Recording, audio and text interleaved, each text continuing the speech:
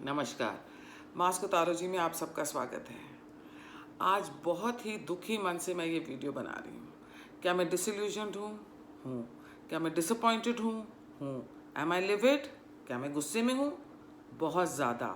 दुखी हूँ? बहुत ज़्यादा। क्यों हूँ? ये मैं इसी बारे में मैं आपसे चर्चा करने जा रही हूँ। वेस्ट बंगाल, हिंदू औरतों का रेप होता है, बीजेपी सपोर्टर्स को मारा जाता है, उनके कार्यकर्ताओं का किसी का गला काट दिया जा रहा है, किसी के सर पे मारा गया है। और हम सोचे थे एनआरसी और सीए लगा है कि जितने भी इलीगल इमिग्रेंट्स इंडिया में आए हैं उनको वापस जाना होगा अपने अपने देश। मुझे क्या पता था कि एनआरसी और सीए का मतलब ये है कि वेस्ट बंगाल में रहने वाले हिंदू उनको जाना पड़ेगा वेस्ट बंगाल से बाहर। और वो एक बारी फिर कश्मीरी हिंदुओं की तरह आज हिंदू फिर अपने ही देश में एक रेफ्यूजी हो गया। है ना दुख की बात, है ना गुस्से की बात। अब चढ़ेगा गुस्सा कि नहीं चढ़ेगा? डिसअपॉइंट हो गए आप कि नहीं हो गए? मैं भी हुई हूँ। पहला प्रश्न तो मैं स्मृति ईरानी जी से करना चाहूँगी, जो एक विमेन एंड चाइल्ड डेवलपमेंट की मिनिस्टर हैं, मेरे ख्याल से है ना, वही है ना। उन्होंने एक भी सोशल मीडिया पे कोई ट्वीट कर दो, कोई पोस्ट कर दीजिए इसके बारे में, जिससे लोगों को पता चले दैट यू केयर। क्या हिंदू औरत की कोई वैल्यू नहीं है आपके मन में? क्या हम हिंदू सिर्फ एक वोट देने के लिए रह गए हैं? आपको एक ट्वीट मिलता है जिसमें एक लेफ्ट कबाल की मोहतरमा जी आपको टैग कर देती हैं उस ट्वीट में। आप अमेठी के पूरे प्रशासन को हिला देती हैं कि अरे भाई उसकी मदद करो, उसकी मदद करो। यही नहीं, एक आदमी तो उस बंदे के घर जाता है उसको जगाने की, भैया तेरे को क्या चाहिए बता, मैडम जी का फ़ोन आया है कि मदद चाहिए। ये कहाँ की इंसाफ़ी है? ये तो ना इंसाफ़ी है ना स्मृति जी। अब देखिए, मुझसे तो मक्खन लगता नहीं।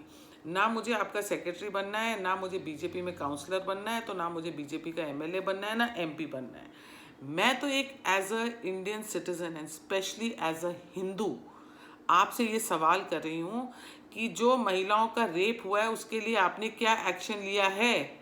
और आपने एक non entity national commission of women, क्या नेशनल विमेन कमीशन जो भी वो है, उस लेडी से, उसकी जो प्रेसिडेंट है, उनसे एक ट्वीट करवा दिया हम एक्शन ले रहे हैं। आपको लगता है वेस्ट बंगाल में उनको घुसने दिया जाएगा? आपको लगता है वेस्ट बंगाल में उनको इंक्वायरी करने दी जाएगी? कैसी बातें करते हैं आप? किस दुनिया में रहते हैं और आप सोचते हैं कि हम लोग भी बेवकूफ़ हैं? हम लोग बेवकूफ़ नहीं हैं, हमें पता है रियलिटी क्या है। आप लोगों को बस लेफ्ट लिबरल कबाल को खुश करना आता है, उनके आगे अपोलोजेटिक बनना आता है कि नहीं हम बहुत अच्छे हैं, हम तो सेक्युलर हैं, हम सबका देखते हैं, बस हम हिंदुओं का ही नहीं देखते हैं। ये क्या तरीका है? अब मेन मुद्दे पे आते हैं। मोदी जी, आप बताएं, हमने अपने रिश्ते तोड़ दिए, हमने अपने सब नाते छोड़ दिए, हमने दोस्त छोड़ दिए, सिर्फ इसलिए क्योंकि वो आपको गाली देते थे। और हमें आप पर इतना विश्वास था कि ये सब रिश्ते नाते सब हमारे चले भी जाएं हमसे दूर, पर मोदी जी हमारा साथ नहीं छोड़ेंगे। और आज आपने हमारा साथ छोड़ दिया, आपने हिंदुओं का साथ छोड़ दिया। मैं ये थोड़ा ना कह रही थी कि आप भी वहाँ डंडे लेके जाइए और वहाँ पे आर्मी भिजवा दीजिए, तो आप ये कर दीजिए और सबको मार डालिए। ये तो नहीं चाह रही थी ना। आप एक एक के कंधे पे और सर पे हाथ नहीं रख सकते एज अ प्राइम मिनिस्टर, पर आप एक छोटा सा ट्वीट ही कर देते हमारे लिए, उन हिंदू औरतों के लिए एंड अपने उन बीजेपी के कार्यकर्ताओं के लिए। आप पीएम हैं माना, पर वो आप ही के तो कार्यकर्ता हैं, वो आप ही के लिए धूप में खड़े होकर आपके भाषण सुने और आपके झंडे उठाए हैं बीजेपी के, और उन्होंने काम किया है। अमित शाह जी, आपने क्या किया है? आप क्या कर रहे हैं?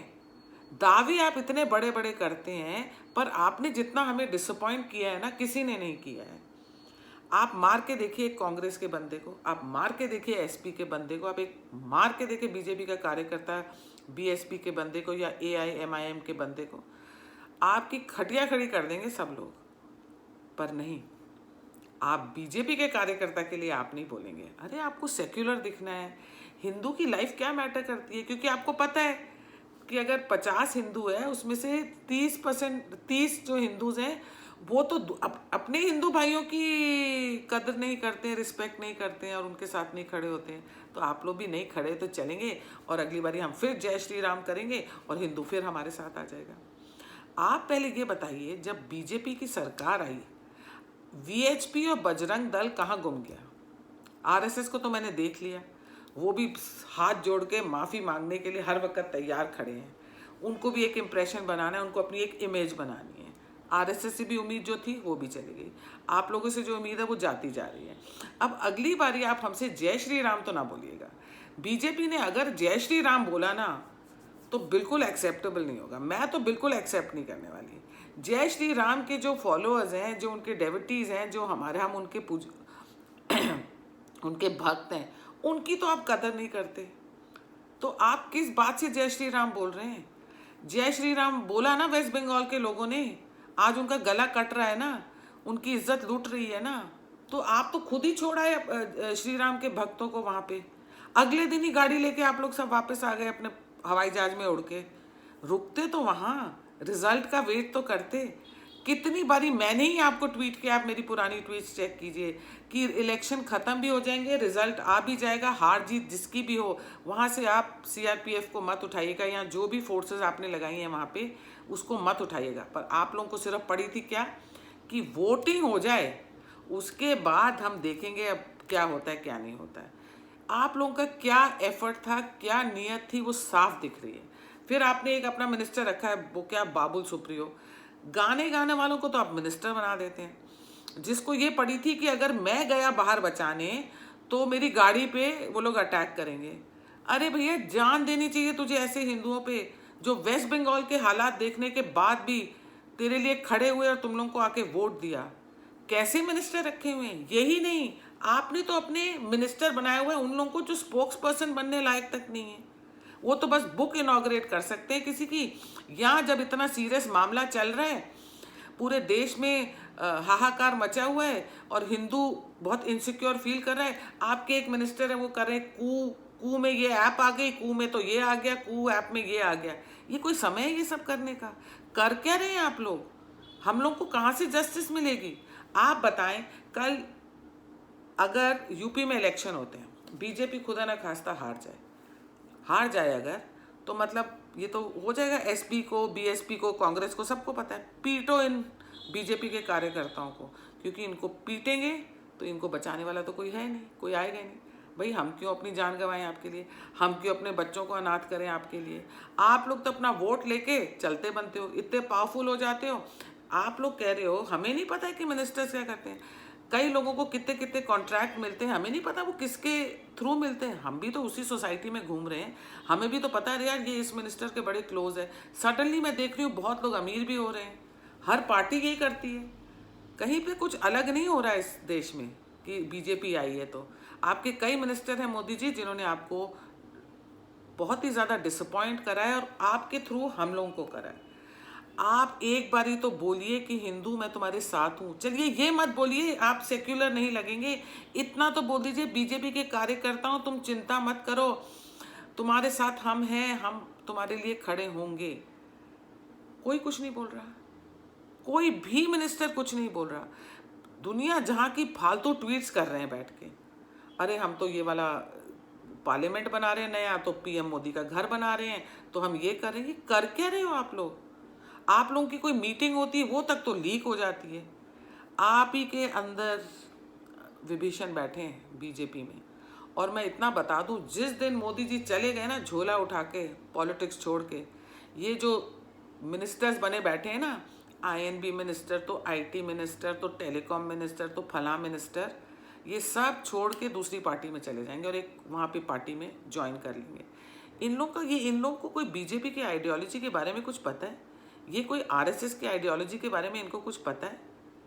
आजकल ये कर क्या रहे हैं आपके मिनिस्टर्स? हम लोग तो बहुत परेशान आ गए हैं। और आपने जितना डिसअपॉइंट किया हिंदूज को, और रेप होने नहीं चाहिए थे मोदी जी।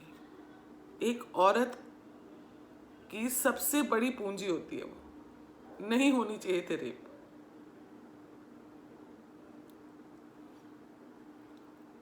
कितने बच्चे अनाथ हो गए। हमने सुना था आप एनआरसी और सीए लेके आ रहे हैं। एनआरसी और सीए का मतलब ये था कि वेस्ट बंगाल से जो बीजेपी के कार्यकर्ता हैं और जो हिंदू हैं वो उठ के चले जाएं दूसरे स्टेट में। आज फिर पहले कश्मीरी हिंदूज अपने ही देश में रेफ्यूजी बने, आज वेस्ट बंगाल के हिंदूज अपने ही देश में रेफ्यूजी बन रहे हैं। ये क्या तरीका है? ये क्या हो रहा है? हिंदू कभी किसी कंट्री पे अटैक नहीं करता है, हिंदू आतंकवाद नहीं करता है, हिंदू कहीं पे भी अपने विचार अपनी वो किसी के ऊपर थोपता नहीं है। पर आज हालात ये कर दिए हैं पॉलिटिशियंस ने, आप सब ने इतना लेट डाउन कर दिया है कि आज हम हिंदुओं को एक साथ खड़े होना पड़ेगा। आप जब से आए हैं आपने वीएचपी को इतना कमज़ोर कर दिया, आपने बजरंग दल को इतना कमज़ोर कर दिया। क्यों? आपको क्यों इतना वो लगना है कि मैं बहुत अच्छा हूँ, मैं बहुत, देखो मैं कितना सेक्युलर हूँ। सेक्युलर तो वो इंसान होता है जो किसी रिलीजन को इम्पोर्टेंस नहीं देता और किसी रिलीजन में बिलीव नहीं करता। आप तो एक्सेप्ट हिंदुइज्म, आप लोग और एक्सेप्ट हिंदूज, आप तो सबको प्रोटेक्ट करने में चले हैं, आप और आपके मिनिस्टर्स। ये हो क्या रहा है? मुझे तो कुछ समझ नहीं आ रहा है। मैं दुखी हूँ, मेरे साथ बहुत सारे मेरे भाई बहन हैं जो दुखी हैं। कई लोग बोल सकते हैं, कई लोग बोलते नहीं, उनको डर लगता है कि अरे हमको कुछ कर दिया तो, हमें मारा तो, बाद में नुकसान पहुंचाया तो। मेरे पास भी आपके जैसे मोदी जी कुछ खोने को नहीं है। आप कोई मेरे घर आईटी रेड करेगा उसको कुछ नहीं मिलेगा। मेरे घर में टीवी मिलेंगे आप जिस पे मैं पूरा टाइम देखती रहती हूँ, मेरे हाथ में फ़ोन मिलेंगे आपको एक दो, मेरे पास भी कुछ नहीं है। लोग डर क्यों रहे हैं? क्या कर लेंगे कोई? हम तो बोलेंगे, नाराज़ होते हो जाओ, पर इसका मतलब ये तो नहीं है कि हम बीजेपी का प्रचार करते रहें और साथ में मरते रहें। मैं क्यों अपने बच्चों को अनाथ करूँगी आपका प्रचार करके? और मैं क्यों अपने रिश्ते खोऊं आपका प्रचार करके? मैं क्यों लोगों को बोलूं कि हाँ मोदी जी अच्छे हैं? क्यों बोलूं? मुझे क्या मिल रहा है? आपका तो मतलब 2-3 शब्द भी नहीं मिल रहे कि आप बोल सकें हमारे लिए और हमारे को एक आश्वासन दे सकें, एक विश्वास जगा सकें हमारे अंदर। और आपके एक एक मिनिस्टर से कोई आशा नहीं है हमको, और एक एक मिनिस्टर आपके नाम पे वोट जीतता है। जिस दिन आप पॉलिटिक्स से चले गए, ये इनमें से कोई मिनिस्टर मुझे जीत के दिखा दे। आप बताएं, कपिल मिश्रा हैं, गौतम गंभीर हैं, तजिंदर बग्गा हैं, कितने ज़ोर शोर से काम कर रहे हैं। बाकी के मिनिस्टर कहाँ हैं? जब खूब गालियाँ पड़ी तो अब सब दिखा रहे हैं कि देखो मैं तो ऑक्सीजन सिलेंडर लगा रहा हूँ, मैं तो ये लगा रहा हूँ, मैं तो वो लगा रहा हूँ। सब हैं कहाँ? मोदी जी कुछ बोलिए, हमारे सर पे अपना हाथ रखिए। हमें आप पर विश्वास है, हम नाराज़ हैं आपसे। हम अपने माँ बाप से भी नाराज़ होते हैं पर हम उनको छोड़ते नहीं हैं। सेम वे हम आपसे भी नाराज़ हैं, हम आपको छोड़ेंगे नहीं। पर हमें ऐसी नौबत पे मत ला दीजिए कि हम कुछ भी ना कर पाएँ। नमस्कार।